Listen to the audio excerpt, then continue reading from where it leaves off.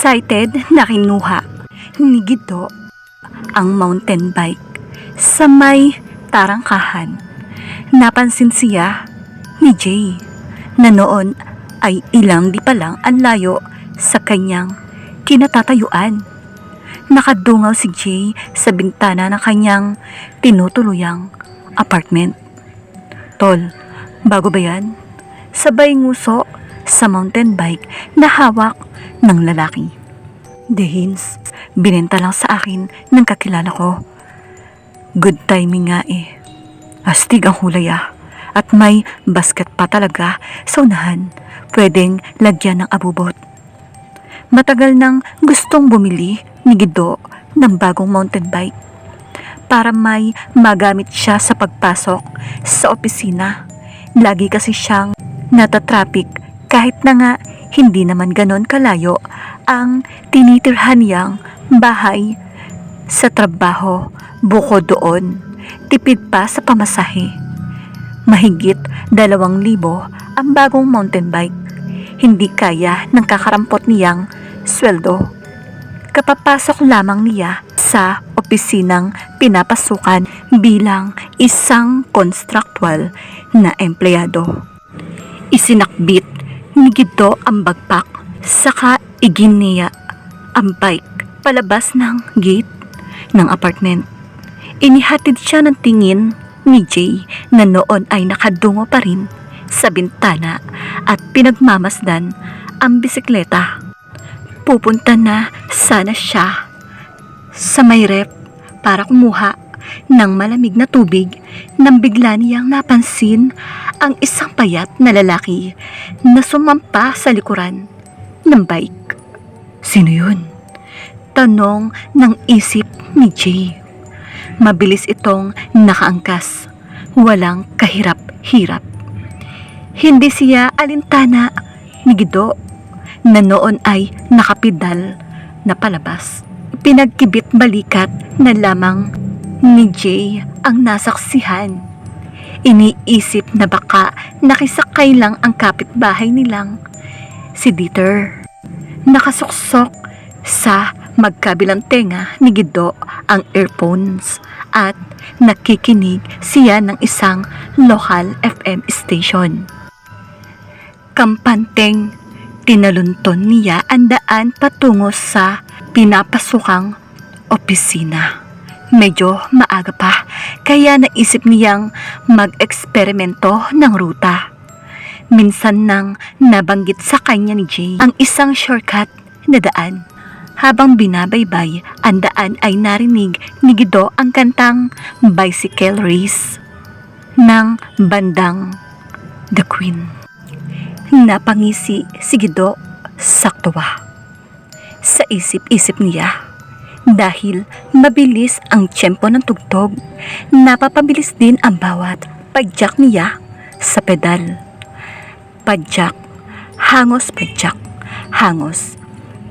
Bitiw sa pedal, sabay sa ritmo ng kanta na siya lamang ang nakakarinig.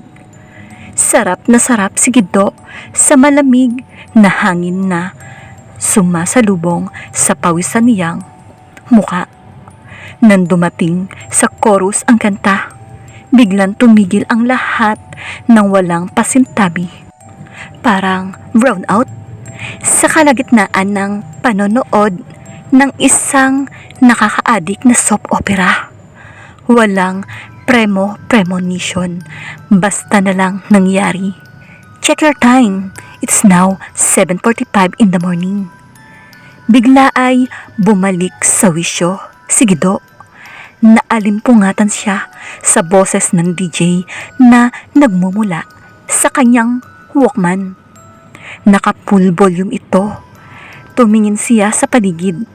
Hindi niya alam kung papaano siya napunta sa lugar na iyon. Wala siyang matandaan. 7:15 AM. Siya nang umalis sa apartment. Ano ang nangyari sa kanya? Sa pagitan ng 7:15 at 7:45. 30 minuto ang nawala sa kanya nang hindi niya namamalayan. Isang bakanting lote ang tumambad sa kanyang harapan. Napapalibutan ng malalagong damo ang paligid, samantalang may ilang bahagi ng lupa ang kalbo at nagpuputik pa. Napansin ng lalaki na malayo ang kasunod na bahay. Kahit magsisigaw siya ay hindi maririnig. Bigla ay naalala niya ang oras. Kailangan na niyang magmadali, kundi ay mahuhuli na naman siya sa pagpasok sa opisina. Mapapagalitan na naman siya ng bading niyang boss na wala nang ginawa kundi pagalitan siya at ipamuka na under observation pa rin siya. Agad niyang inihanda ang bike. Papadyak pa lamang siya sa pedal nang tumama ang gulong ng bisikleta sa isang umbok ng lupa. Mukha itong nuno sa punso, pero matigas, parang siniksik na simento. Tinubuan nga lang ito ng maiikling damo sa paligid. Napatitig dito si Gido. Ano to? Muli siyang nagpedal at sinikap na idaan ang gulong sa ibabaw ng umbok, pero kahit anong pilit niya ay hindi siya makaalis sa pwesto. Tila na ipoksi na ang gulong ng bike niya sa matigas na lupa. Isa, dalawa, tatlo. Matatain na si Gido sa hirap ng pag-ire. Makakuha lamang ng sapat na buwelo para maitulak ang kanyang bike. Umandar ka. Para siyang hinihigop ng kung anong pwersa. Parang may magnet na humihila sa kanya pabalik sa dati niyang pwesto. Dahilan para ulit-ulitin niya ang pagbunggo sa nakaumbok na lupa. Tagaktak na ang pawis niya sa kakaire, pero wala pa rin nangyayari. Ilang minuto pa ang nakalipas nang umihip ang malamig na hangin na tumatagos hanggang sa kanyang buto. Bigla ring sumakit ang likod at bewang niya. Hindi maipaliwanag ni Gido ang kakaibang kilabot na nararamdaman. Dahil sa takot ay mas lalo siyang nagpursige na makaalis. Tagaktak ang pawis. Ibinigay ni Gido ang kanyang buong lakas. Muli itong tumungo sa nakaumbok na lupa. Sa pangalawang pagkakataon ay maluwalhati siyang nakalampas dito. Walang lingon-lingon na pumidal ng pumidal si Gido palayo sa lugar na yon. Isang minuto bago mag-alas 8 ay nakarating siya sa opisina. Pagkagaling sa trabaho ay agad na dumiretso ng uwi si Gido, na abutan niyang nanunood ng TV si Jay sa sala habang tinutungga ang isang bote ng malamig na beer. Tol, maaga ka ata. Oo biglang sumakit ang katawan ko. Papahinga muna ako sa kwarto. Di ka ba kakain? May natira pa akong ulam sa rep, dala ni na Ermats. Dumaan kanina. Pero parang walang narinig si Gido. Pagpasok sa kwarto ay agad siyang sumalampak sa kama at tumihaya. Hindi na niya nakuhang magpalit ng damit. Ipinikit niya ang kanyang mga mata, pero hindi siya dalawin ng antok. Muli niyang naramdaman ang kakaibang lamig na tumatagos sa kanyang katawan. Sarado naman ang mga bintana ng kwarto nang pumasok siya. Bigla siyang napamulat. Itinuon niya ang mga mata sa puting kisame. Nanlaki ang kanyang mga mata na mapagtanto ang isang malaking mukha ng lalaki sa kisame. Nakatingin din ito sa kanya. Hindi drawing ang mukha na nakikita niya sa kisame. Tunay Tunay na mukha ito ng tao na basta na lamang nakadikit sa kisame. Napansin niya ang guhit ng dugo na bumaba mula sa noo nito patungo sa ilong, bibig, tenga. Tapos ay biglang tumulo ang dugo sa kanyang mukha. Mainit-init pa at malansa. Sariwa pa ang dugo. Napabalikwas sa kama si Gido. Halos maihi siya sa takot. Agad niyang hinanap si Jay pero wala roon ang housemate. Dali-dali siyang lumabas ng bahay. Kukunin sana niya ang bike para makaalis pero wala to sa pinag-iwanan niya. Naalarma siya. Kagat-kagat ang labi. Hindi na niya alam ang gagawin. Maya-maya, narinig niya ang pagsadsad ng rumaragasang gulong sa simento. Nakita niya ang nakangiting si Jay, sakay ng kanyang mountain bike. Tila napako sa pagkakatayo si Gido. Nag-alala si Jay na makita ang reaksyon ng kasama. Galit ka ba, tol? Nag-test drive lang naman ako. Sorry kung hindi ako nagpaalam. Hindi nakasagot si Gido. Halos iluwa na nito ang kanyang namimilog na mata. Napansin ni Jay na nakatuon ang tingin ng kasama sa likuran niya. Nanginginig ito sa takot. Umalis siya sa pagkakasampa sa bike at saka inalog-alog ang balikat ni Gido. Hoy Gido, okay ka lang ba? Bigla ay natauhan ang lalaki at saka pa lamang ito ipinokus ang mata sa kanya. Nanginginig pa rin sa takot. Pare, sino yung kasama mo? Sabay turo ni Gido sa angkasan na mountain bike. Sinundan ni Jay ng tingin ang tinuturo nito. Pero wala naman siyang nakita. Napailing-iling siya sa kausap. Tol, kulang ka lang sa tulog. Hindi na nagawang matulog ni Gido nang mag-isa sa kwarto. Sa sala na siya nagtulog. Magdamag na bukas ang TV at ilaw.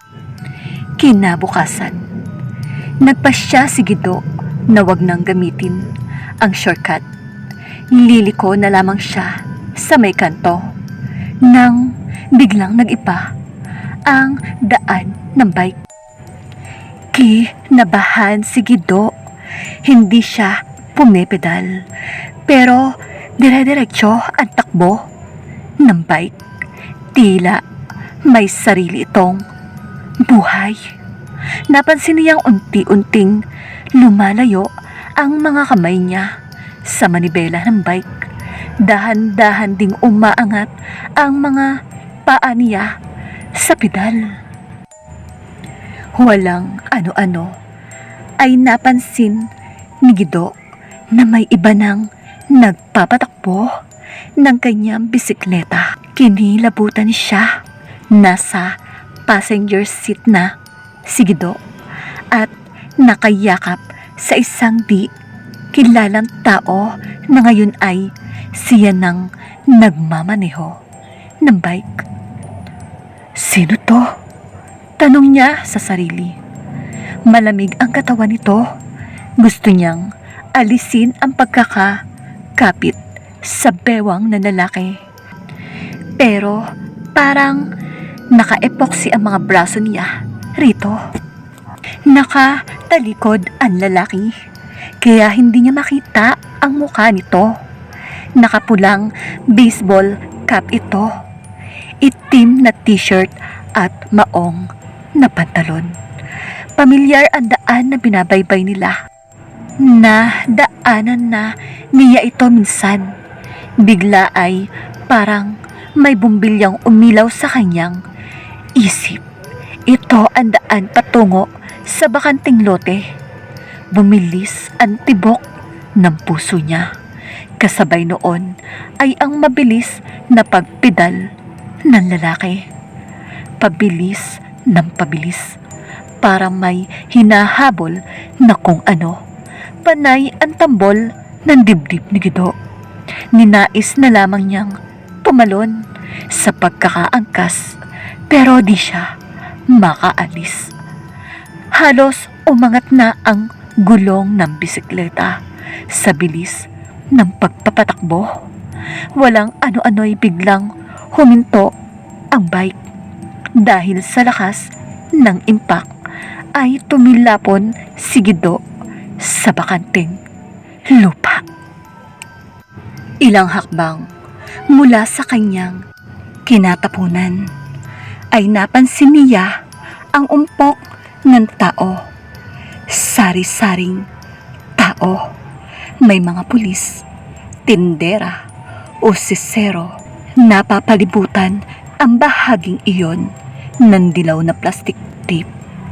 Parang eksena sa isang krimen. Nagtanong si Guido sa lalaking kanina pa siya pinagmamasdan.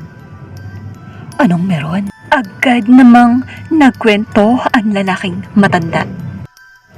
May natagpuan silang katawan sa bakanteng lote. Naaagnas na. Sumingaw na din ang baho kasi hindi ganoon kalalim ang hukay. Mukhang may natisod sa umbok ng lupa kung saan ibinaon ang bangkay, kaya ayun, lalong sumingaw ang baho. Nagkumpulan ang sandamakmak na langaw at sari-saring insekto. Mukhang ganado ang lalaki sa pagre-report. Matagal na raw pinaghahanap ng mga magulang ang teenager na natagpuan dito. Nagpa-anunsyo pa sila sa dyaryo. Bigla na lang daw kasing nawala. Huli siyang nakita noong hapon ng Huwebes. Narinig ko kanina sa isang pulis na hindi papatay ang teenager ng inilibing. Kinaumagahan pa ng Biyernes siya tuluyang namatay. Hinala nila sa pagitan ng 7:15 at 7:45 ng umaga. Noon siya nalagutan ng hininga. Biglang nanlamig ang buong katawan ni Guido. Bakit daw po pinatay? Napagtripan ng mga adik. Natigagkal si Guido sa nadiskubre. Lumapit siya sa kumpol ng mga tao. Sa di kalayuan, napansin niya ang isang matandang babae na tahimik na umiiyak. Yakap nito ang larawan ng isang teenager na lalaki. Nagka-pose na sakay ng isang mountain